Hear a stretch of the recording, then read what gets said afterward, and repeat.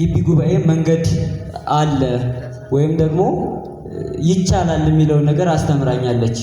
የምታስታውሱ ልጆች ታስታውሳላችሁና ይቻላል እንዴ ምናምን አልኩኝ እና ይሄ የመጀመሪያ ዓመቴ ነው። ከሃ ነው የምጀምረው ብዬ አሰብኩኝና ራሴን ይችላለሁ ብዬ አሳመንኩኝ። በመቀጠልም ያው ራስን ማሳመን ብቻ በቂ ነው ብዬ ልላቸው አልችልም። ከዚህም ከዛም ፈተናዎች ይበዛሉ። ባለምን ፈተና አለ። የራሳችንም የስጋ ህይወት የዓለማዊ ህይወታችንም አለ። አልጋ ባልጋ የሆነልኝ ነገር አልነበረም። ነገሮች ይከብዱኝ ነበርና ከቤት ስመጣ የሆነ ጊዜ በጣም ተበሳጨው። አልማርም ብዬ ለጓደኞቼ ሁሉ ነግሬያቸው አውቃለሁ። አገራችን ያለችበትን ሁኔታ ትረዳላችሁ። ሰፈራችንም ሰላም አልነበረም። አይ በቃ ተሰላችሁ። አሁን ነገ ተነገ ወዲያ ግቢ ይጠራል፣ ዘመዶች ቤተሰብ ይመረቃል ይብላል። ከቤተሰብ ነው ተቀብለን የምንማረው።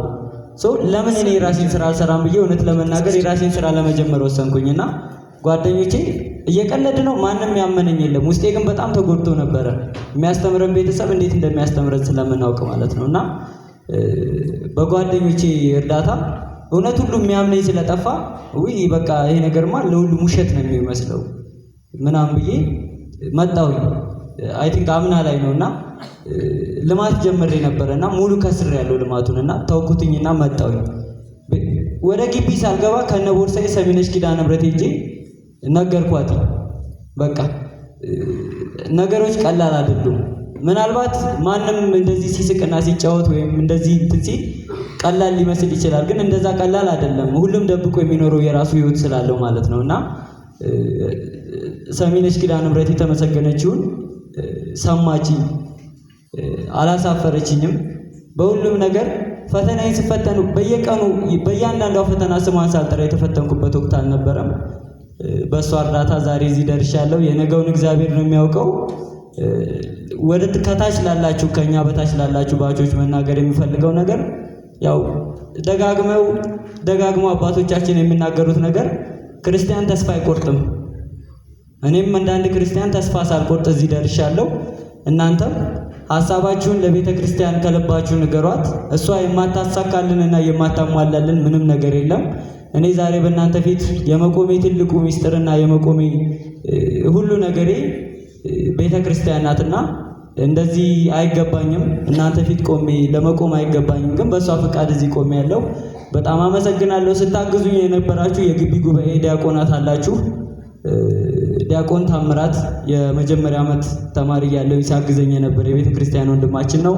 ሌሎች ወንድሞችም ተመርቀው የወጡ የቤተ ክርስቲያን ወንድሞች ያሉ፣ እነሱንም ከልብ ማመስገን እፈልጋለሁ። በርቱ፣ እንወዳቸዋለን። በተለይ ደግሞ ስንርቅ አስራቁ የምትሉን ዓለም እንትን ትላለች እንደዚህ ትጣፍጣለችና ወደዚህ ስትስበን እና ወደዚህ እያላችሁ ስትጎትቱኝና ስትስቡኝ ወደ ቤተ ክርስቲያን ስታቀርቡኝ ለነበራችሁ እህት ወንድሞቼ የዛሬንም ቀን ጨምሮ በጣም አመሰግናችኋለሁ። ፈጣሪ ከእናንተ ጋር ይሁን። ሀገራችን ኢትዮጵያን ሰላም ያድርግልን። ቤተ ክርስቲያናችንን ከምንሰማው ክፉ ነገር ሁሉ ይጠብቅልን። እግዚአብሔር ይስጥልን። እሺ፣ ለወንድማችን እግዚአብሔር አምላክ ቃል ቤት ያሰማልን፣ እግዚአብሔር አምላክ ይጠብቅልን። በእውነቱ ወንድማችን ትልቅ የቤተ ክርስቲያን ልጅ ነው። ፈጣሪ ደግሞ ፍጻሜውን ያሳምርልን። ቅድም እንደሰማችሁት እንግዲህ የግቢ ጉባኤያችን አገልጋይ የሆነ ወንድማችን ነው። እንግዲህ እስከ ዛሬ በሁለት ዋንጫ ነበረ እግዚአብሔር የተመሰገነን። ከዚህ በኋላ ስንት ዋንጫ አለን? ስንት? እግዚአብሔር ይመስገን። በቀጣይ ሴሚስተር ደግሞ ይመጣል። እሺ፣ እሱ እንዳትጠራጠሩ። ከዚህ በመቀጠል እንግዲህ ቅድም በእናንተ ፊት ለምኜ ያስቀመጥኳቸው አባታችን ስለሚቸኩሉ ጸሎት አድርገውልን የተዘጋጀውን ህብስት ባርከውልን እሳቸውን ይሸኝና እኛ እናመሻለን። እሺ፣ ሰማችሁ አይደል? ዛሬ ራት የለም።